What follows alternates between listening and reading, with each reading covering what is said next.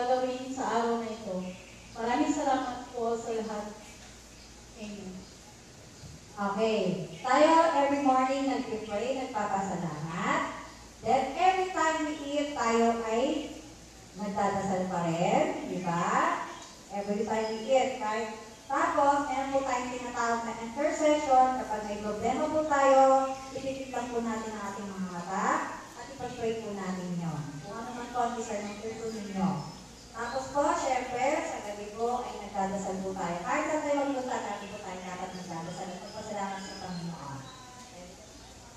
Okay, ready na lang si Sir Henry. Pakinggan po natin si Sir Henry.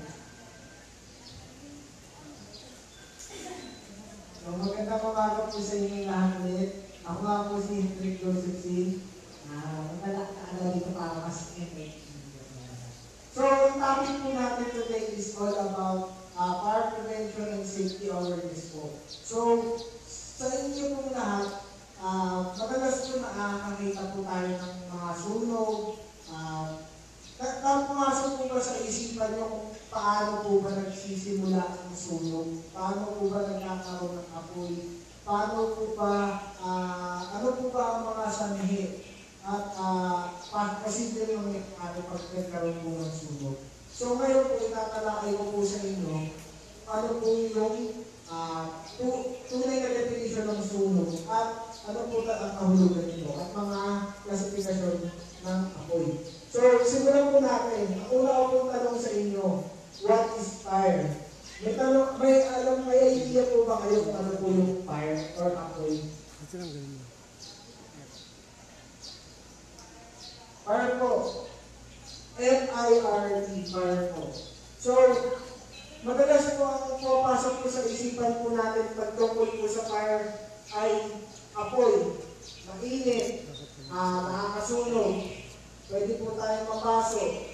Pero ang tunay mong kahulugan po talaga nito ay a chemical reaction in which a substance combines with oxygen and heat is released. So galing po yan sa National Fire Prevention Association. So yun po yung NFPA. Ang NFPA po, sila po ang may hawak ng overall sa buong mundo ng tungkol sa fire protection at fire service po.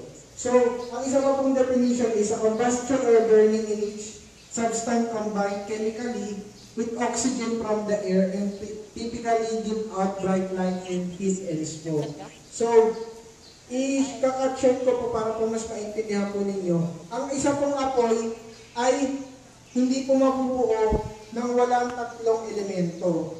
Ang heat, fuel, at oxygen. So, ano nga ba itong heat, fuel, at oxygen?